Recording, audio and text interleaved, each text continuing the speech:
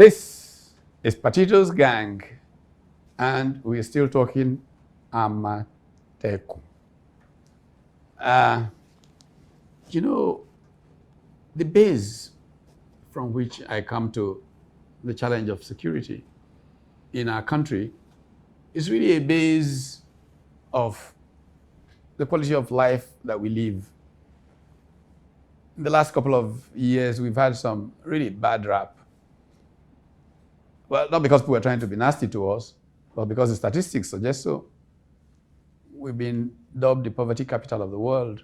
We've overtaken India as the biggest concentration of the poorest of the poor on the planet. And there are 1.2 or how many billion people in India, and there are only nearly 200 in Nigeria. So it tells you the significance of how bad things are. So we have a duty to our people to help them escape poverty. When Lagos State was working part of its development strategy, I had a running debate with my friends in the Lagos State Executive Council back in those days. And part of the running debate was, why focus on mega city Lagos? Whereas my preferred concept is not mega city Lagos, it's the Lagos-Ibadan megalopolis. When you take this as a development corridor from Lagos through Ibadan, and you build a brand new town around Ogere, and you get in a train, you turn right or north, as you may prefer, you travel 20 minutes, you're in Amotekun in Ibadan. You are going to work. You turn the other direction, 25 minutes, you're in Victoria Island, you're in Lekki, and you're at work. A classic example of such an area is the Detroit metro area. The Washington Boston corridor is a megalopolis.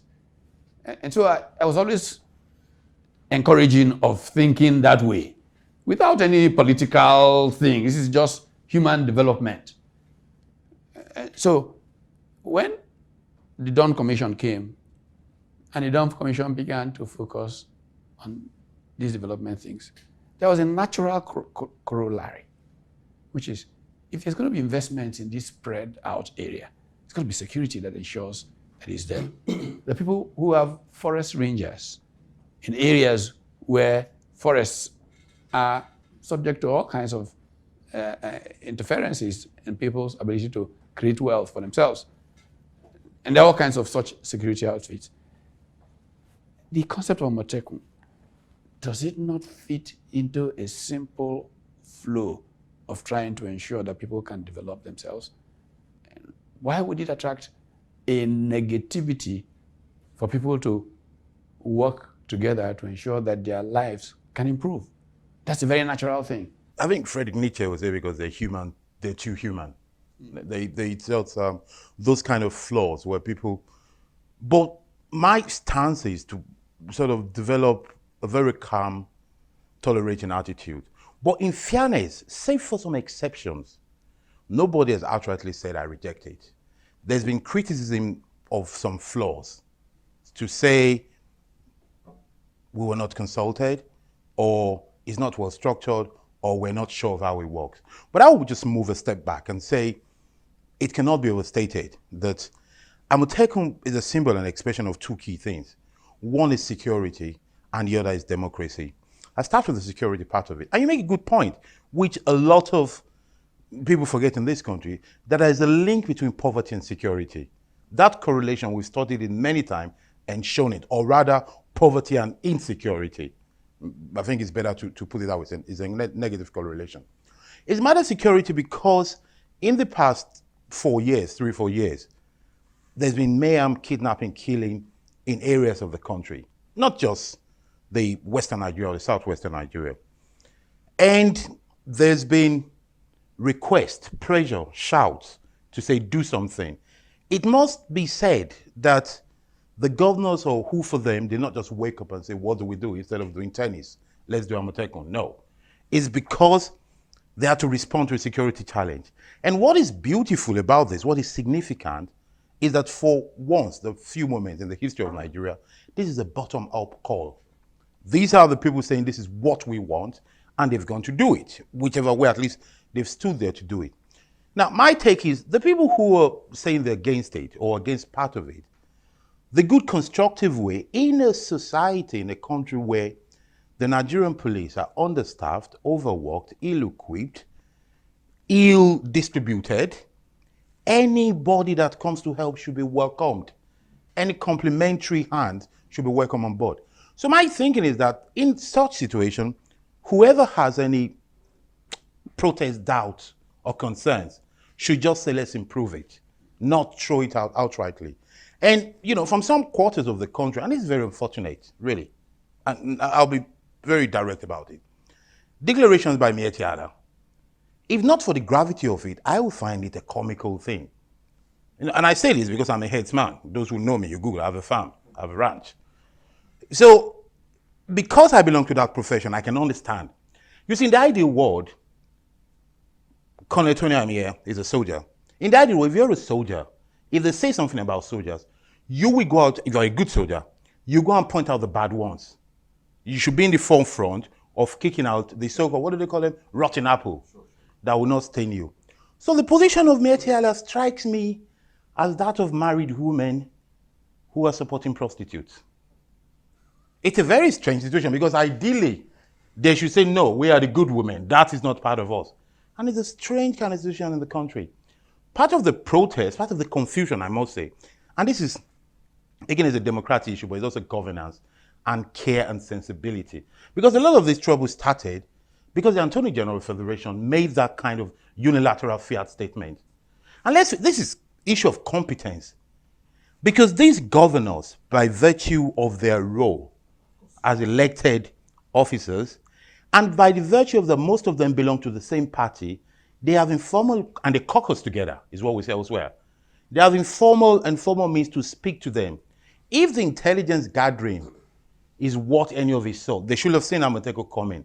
And if the Attorney General had a bit of care sensibility, he would say, one, I'm not going to let you waste this money. If you truly believe it's wrong, let's sit down and get it right, or before you go ahead, stop it. Or after it's done, he's going to think, look, what are the consequences? And I must say here that it's a continuum problem. Maybe it's because of our past military rule and this jaundiced democracy. We have government that does not think or care of what would the people say.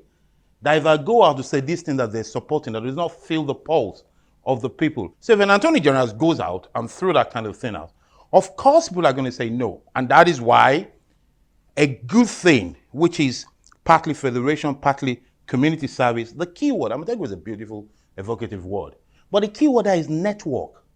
A network of road, as Pastor Tommy was saying earlier on. A network of security, states that are contingent together to say, let us build together. There is a sequence in that kind of thing. A network where people are coming together, all you can see is what is wrong in it. There's something wrong with you. Governments everywhere, whether they come by force or by elections or everything, need one very critical thing to exist: legitimacy. When governments act in a way that suggests that they're acting against the interests of the people, they erode their own legitimacy. And they begin what is referred to as the politics of power erosion. Do you think that those who have made comments that are critical of what is the people's will do not understand the possibility that this is what they're doing to themselves? I think, generally, first of all, that most people in government are still trapped. The idea of security is very much more state security or regime security. That is the ruling regime. That's the way people see security. One element which is key that is left out is the human security. I think what is happening now is that the human security element is what Amotekun is responding to. In other words, again, is there in the Constitution where the life and property of the people is being attacked.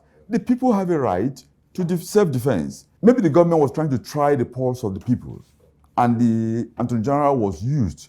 But I think the government should now know better that government. The Federal Republic of Nigeria is not only federal government, and it's not only the executive.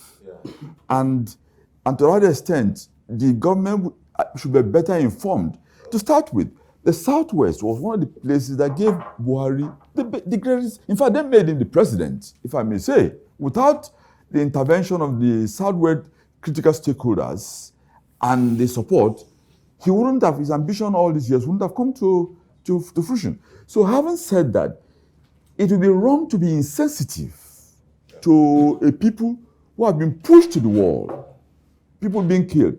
And on the point of the strategic importance of the Southwest, and particularly Lagos, Abeokuta, Ibadan, in terms of investment of Nigeria, in terms of the invisible earnings that are being made for Nigeria, these three communities, that is Lagos, Ijebu-Land, Ogun, and Ibadan, they contribute so much to the economy. So anything that would ensure to give giving foreign trade, or foreign investment confidence should be encouraged. And in any case, the Southwest security network, the word is deliberate. Exactly. It's not security network. They are there to complement the police. They're not working in isolation with the police. Especially, so you want to say, especially in a country where we take security may guard ourselves. We buy generators because the light is not enough. It's just an extra thing. Yeah, I think Prof has a very important question about the legitimacy, whether you wanted to know whether when government make this kind of utterances, whether they actually reflect on the comeback on their own legitimacy. I think I remember reading one of the maybe non-fiction books written by Chinua Achebe, the Trouble with Nigeria. And I remember reading when I was in high school or just doing A-levels in those days. And one phrase stuck to my mind when I first read it. And that was when he said, the Nigerian government is very contemptuous of its people. Yes. You see, I think I read when I was 17 or thereabout. And I sat back and I said, if your government is contemptuous then there's a fundamental problem. That answers your question. It means the government doesn't care about legitimacy. Yes. You see, you can be asking a question as a rational being, yes, which is the question you ask, sir. Yes. Shouldn't this government worry? How will they react? How will they feel? But there is a government in which somebody will come out. I remember, I think it was 1985, I don't want to mention them, when somebody came out and said, the Igbos will never be present in Nigeria. And I sat back and I said, sorry, who the hell are you to tell me who cannot be president in this country? But that tells you the level of arrogance, the utmost contempt with which the Nigerian government regularly treats its own people. And that's why I'm saying, let's be careful not to, again, box ourselves into a tribal cocoon on Amotekun. It's an existentialist struggle that we face. Basically, look, this is Lagos State. Lagos State generates 65% of Nigerian VAT. Fact. Lagos is a microcosm of Nigeria as a whole. Mm-hmm. And the burden it carries. Mm-hmm. And the burden it carries. That's what I'm saying. Look at Lagos. So Amotekun, as far as I'm concerned, is a metaphor for Nigeria as a whole. And that is how we must tackle it. Yeah, let's hold on to that metaphor, go hear the voice of the people, and come back. This is Part2's gang. When the government is saying that way, it will be reduced. We don't want people that are just... From a layman's point of view, I will consider Amotekun initiative to be a project that has come to stay.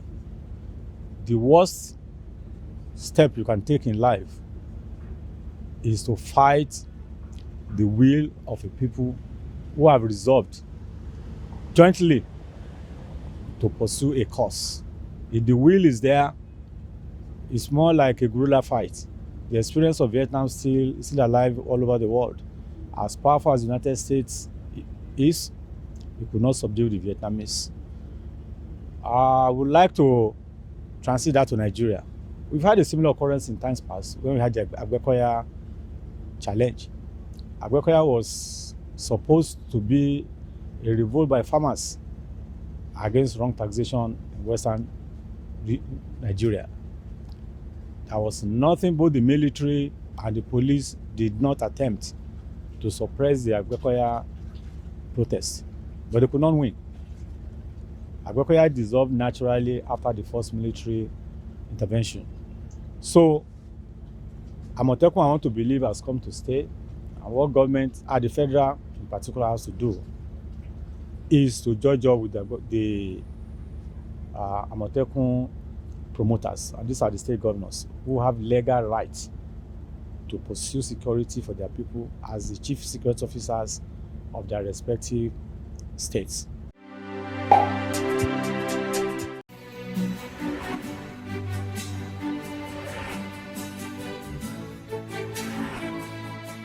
And we are back. This is Part2's gang, and we're still talking Amotekun. Now, when I was a young man growing up in those days, going to school in Ibadan, we had the Agbekoya riots. And there is a tradition that has developed in some parts of our country where the people recognize that they are their own final strength. We know how rugged they were. We know how challenging those issues were. Is somebody giving a thought to the fact that trying to push back on the people can give us something like Agbekoya, the new frontier?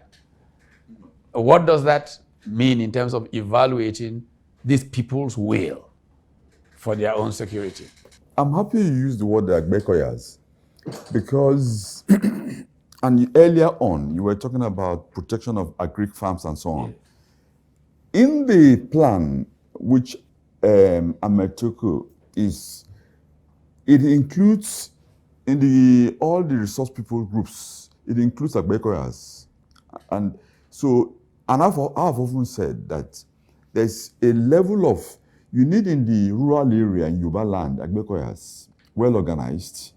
When Olufale was being attacked and so on, that you need Agbekoyas, because they know the forest. You see, people forget that the Nigerian police is never trained to operate. It's an urban force. So anybody so you need those people to complement the police when it comes to the rural area. Then, of course, I know that in some parts of Lagos, the OPC is very effective. Now, we need to bring them on board. You see, otherwise, if the elite or the political elite allow power, to serve, once they fail, and allow these Agbekoyas or OPC to come in by their own steam without organization, it becomes a danger. And the danger we fear is that once there's a failed state, like in Central African Republic and in Libya, what happens is that everything goes. Okay, all against all. And that's the point that Professor Banji Akintoye, the leader of the Yoruba World Congress, made very clearly in his broadcast the other day, where he stated that the alternative to Amotekun is what you've just described. Because if people then decide spontaneously to defend themselves, that will be anarchy. So it is better to have an organized, supervised, coordinated force that is there to gather intelligence and complement the state. But you know that vision of our parts already been projected many years ago by an American called Robert Kaplan, who wrote the book, The Coming Anarchy. And Kaplan basically, an interesting thing about Kaplan's analysis is that he had written a book on the Balkans before Tito died. And it was titled Balkan Ghosts. And he predicted almost to the letter what happened when Tito died in the Balkans. And he takes West Africa and he's looking at what's going on, looking at the kinds of cleavages that are developing, ethnic, religious, class, and all of those. And literally predicts that, yes, there's an epicenter, a city in Nigeria called Jos, from which the sub-region will descend into anarchy. And this was long before the Jos riots started. When the thing came in Nigeria, we said we reject it. We reject it. That was our reaction. Forgetting that the oracle of our time is analysis. Yes, analysis. It's not a very difficult, it's not magic. Just stay there. If you can take the patient, look at the trend, join them together. People forget it, intelligence is research. it's only 15% that confirms what has been researched. And that is very lacking in our center. Because you see, in other countries, you have centers of, they study trends, and is lacking. You know, it amuses me when I see people think, when they say, intelligence, CIA. You think of these Snoopy.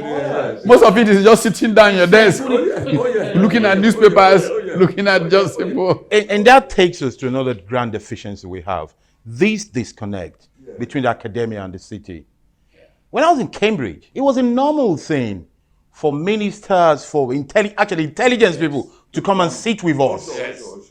They came, sat and said, what are you people doing about this? What do you know about it? That's the essence of intelligence. That is a society where thinking is not alien. And you know what? We get the result.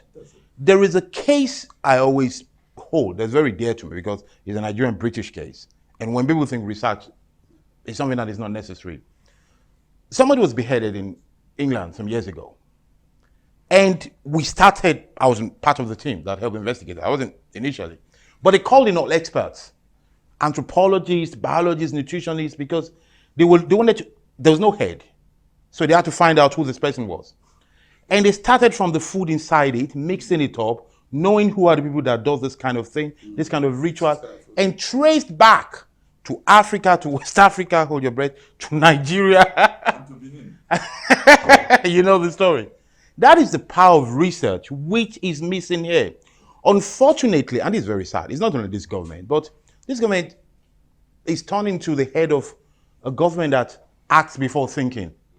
In the ideal world, you should say, and it's not just on this, it must be said, you don't say we increase VAT, then you don't increase. You don't say we hike the price of electricity, and then we don't do it.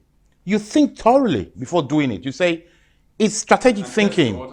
And you do it in a way that it doesn't cause chaos. There's what you call controlled analysis, in which you pilot things. You do study groups. You say, if I make this statement, what are the consequences? But in terms of security, we've always had, I think it's Nigeria as a whole, we've always had a very warped understanding of security. Mm-hmm. So when you go out today and you see a lot of police on the street, you think that's security.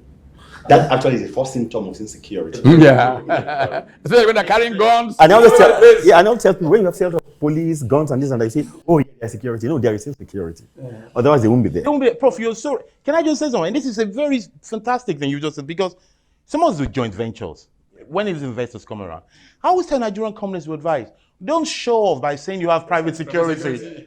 The truth is, we need to win ourselves away from this kind of, warped security mentality. Yeah. And I'm happy you mentioned human security, because in the whole equation, that is one thing we've not really focused on. Look, I can't talk about. I'm not an economist.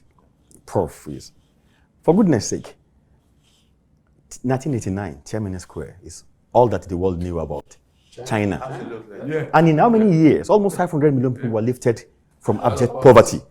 You have countries managing and we have a youth bulge. Today, 65% of Lagosian population is under 35 years of age. Do you know, we have a time bomb on our hands. Yes. And it could go this way or that way. Precisely, or a company burden can blow up. So we're not even managing that. And security is at the core of everything that we do. And that is why even in our own small way, I keep telling my people that, look, we have to stop this infrastructural security, buy more guns and bullets for police. No, let's tackle security from root causes. Let me. I think what Dr. Prof. Otomi and Co did in the Lagos Business School that improved. If you look at the banking, Nigeria is comparable to any banking anywhere else. I think what has been lacking in the military, in the defense, is that when I was doing my master's in Aberdeen, it's a tradition. Those who are targeted to be service chiefs, they are sent to do fellowship in the universities. And I had a general who later Boyd Carpenter, from Boyd Carpenter family, who was a colleague. They send them there, they do their fellowship. That or that. There is, when Thatcher was going to go to Falkland, the last people he consulted, he went to ROSI, Royal United Service Institute. It's an independent think tank. We don't have that in Nigeria. All we have is NIPS and the War College, which are in-house. So we need the kind of thing you've done in business to educate, so that we need independent think tanks on national security. Very true. Well, unfortunately, we seem to be out of time and we've got to go. But this has been really, really an engaging subject matter. And I hope that rational public conversation on this matter, which is essentially the essence of democracy, will lead us to choices that will improve the quality of life of the people, advance the common good of all. So, you can follow us, continue this conversation, Twitter, Facebook, Instagram, and the rest of them. It's running on the screen right as we speak. And hopefully, next week, we'll be together again. This is Part2's gang.